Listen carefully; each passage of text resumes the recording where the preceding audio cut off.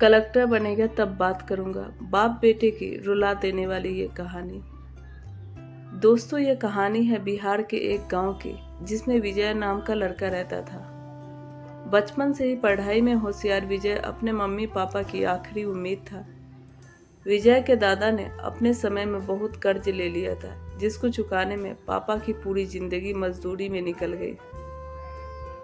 उनके पास थोड़ी सी जमीन थी, जिससे उनका गुजारा हो रहा था। पापा की तबीयत मजदूरी करने में खराब रहती थी, पर पापा विजय को इस बात का एहसास नहीं होने देते थे। विजय को पढ़ाई में इतना होशियार देखकर उसके मम्मी पापा ने हर वो काम किया जिससे वह विजय को पढ़ा पाए। विजय की कॉलेज की पढ़ाई खत्म हो गई थी और वह एक छोटी सी नौकरी करने लगा, जिससे उसका खर्च निकल जाता था और साथ में वह कलेक्टर बनने की भी तैयारी कर रहा था। विजय अपने वक्त का एक भी मिनट फालतू नहीं गुजारता था। विजय ने पूरा समय पढ़ाई और नौकरी में ही लगा दिया। विजय के पापा को यह पता था कि वो कलेक्टर बनना चाहता है, इसलिए घर की हालात बहुत ज़्यादा खराब होने पर भी उन्होंने विजय से कभी इस बात का जिक्र नहीं किया और न उसकी अच्छी नौकरी करने के लिए कहा। लगातार 2 साल तक विजय पास नहीं हो पाया। उसके बाद उसके पिता ने अपने घर और जमीन गिरवी रखकर विजय को आईएएस की कोचिंग ज्वाइन करवा दी और उसकी नौकरी भी छुड़वा दी और केवल पढ़ाई करने को कहा। विजय के पापा हमेशा उससे कहा करते थे, बेटा खेत और घर दोबारा आ जाएंगे, पर कलेक्टर दोबारा नहीं बन सकते। आज पूरे साल पढ़ाई करने के बाद विजय का रिजल्ट आ गया, जिससे वो अच्छे नंबर से निकल गया था।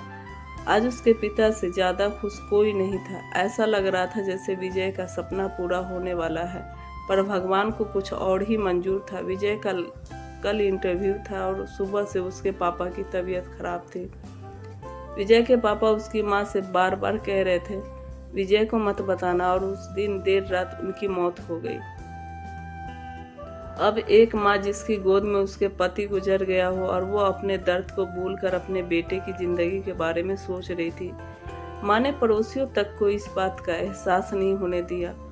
उसका पति अब नहीं रहा। पूरी रात ऐसे रोई कि आवाज भी ना निकले और सुबह विजय का इंटरव्यू देने जाने लगा। जब माँ और पापा का आशीर्वाद के लिए उसने माँ को कॉल किया, माँ ने पूरी हिम्मत लगा दी अपना सच छुपाने के लिए और विजय को आशीर्वाद दिया। और जब विजय ने पापा से बात करने को कहा तो माँ बोली, पापा अब तुमसे बात नहीं करेंगे, वो कलेक्टर से बात करेंगे। इतनी बात करके माँ ने फ़ोन रख दिया। विजय का जब इंटरव्यू हो गया तब उससे बताया गया कि उसके पिता की तबीयत खराब है, उसको तुरंत घर जाना है। विजय को एक पल नहीं लगा अपने पिता की हालत समझने में। घर पहुंचकर पिता के पैरों में गिरकर वो जोर जोर से रोने लगा और कहने लगा, पापा उठो, मैं कलेक्टर बन गया। आज उसके पिता को वो खुशी मिली थी जिसको उनको वर्षों से इंतजार था, पर आज वह इस दुनिया में नहीं थे। भगवान विजय के पिता की जिंदगी में सुख लिखना ही भूल गए थे। पहले वो अपने पिता के कर्ज में जिंदगी भर मजदूरी करते रहे और फिर बेटे के सपने में फिर घर और जमीन गिरवी रखनी पड़ी। विजय के पिता को भले ही जिंदगी में कुछ हासिल न हुआ हो, पर वो अपने लड़के को इस काबिल बना के गए कि वो अपने साथ पुश्तों को बैठे बैठे खिला पाए। विजय की माँ, जब तुम्हारे सामने कोई गरीब मदद मांगने के लिए आए, अपने पिता और मेरे बारे में सोचना। मैं तुम्हारे बराबर पढ़ी लिखी और समझदार तो नहीं हूँ, पर इतना जरूर जानती हूँ कि गरीब आदमी की बहुत मजबूरी होती है। तुम कभी किसी का बुरा मत करना। दोस्तों, इस कहानी में हमें यह शिक्षा मिलती है कि वक्त कितना भी खराब हो, हम उसे बदल सकते हैं। माँ और बाप के एहसानों को हम कभी नहीं उतार सकते, पर हम अपने कर्मों से उनकी इच्छा जरूर पूरी कर सकते हैं।